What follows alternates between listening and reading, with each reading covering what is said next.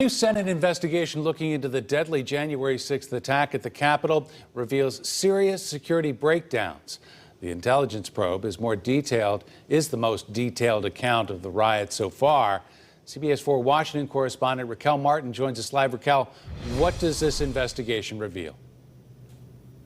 Well, despite clear warning signs posted online where attackers spelled out their plans to storm the Capitol and threaten violence, the report shows that several government agencies, including the U.S. Capitol Police, did not properly assess the threat and act on it, leaving officers on the ground vulnerable.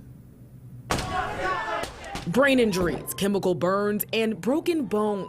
A new Senate intelligence report released Tuesday lists those amongst the injuries officers suffered on the front lines during the January 6th attack at the Capitol. The report blames the security breakdown on a lack of information sharing between government agencies who ignored clear warnings online.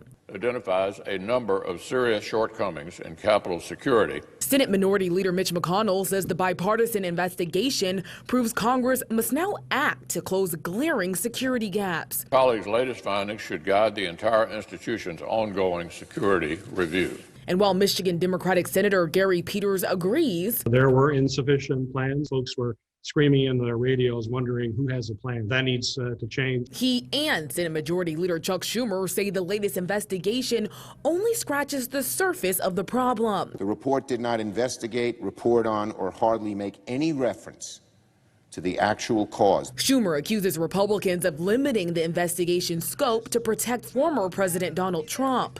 With the exception of a brief reference to former President Trump's remarks at the Ellipse, Senate Republicans insisted that the report exclude anything having to do with the cause of the insurrection. Right now, Democrats are calling for an independent commission to investigate the attack.